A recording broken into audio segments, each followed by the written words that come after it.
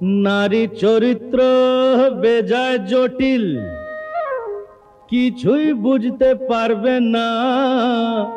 I'm in love with Uttam Kumar. তার মানে এটা তো টুডু লাভ।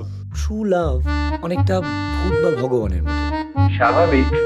আমাকে একজনই হেল্প করতে পারে সৈনিক কেসটা। কিন্তু আমার এক্সপোজারে সব যে কিরকম গোলমাল হয়ে যায়।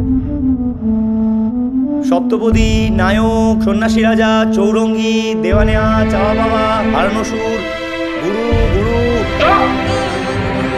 একটা জমি প্ল্যান করতে হবে বুঝলে। প্রথমে বন্ধুত্ব। চলবে তোর সাথেই হাঁটতে যাব, চলবে তোর সাথে এক কাপ কফি খাবো। সিনেমা তপস্বীর মতো দীর্ঘদিন প্রতীক্ষা করে পাওয়াটাই হচ্ছে সত্যিকারের শক্তির লক্ষণ। I love you.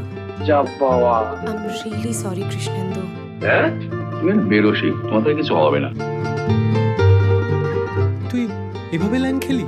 আবার মুখটা এরকম করে আছো কেন? আমি কিন্তু কুরুক্ষেত্র বাঁধাবই বলে দিলাম।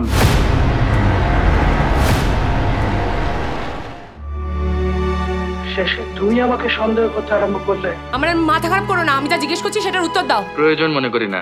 চল সামলে রাখি মন খারাপি, কষ্ট বুঝে দিচ্ছি ফাঁকি, বর্ষা কেন? আমি তো বলেইছিলাম খেলাটা খুব সহজ হবে না। তোমরা না কেমন জানি হয়ে গেছো, রূপকথায় বিশ্বাস করো না, সবকিছুতেই যুক্তি। সব রূপকথার একটা এক্সপায়ারি ডেট থাকে। ওটা আপনার কল্পনা।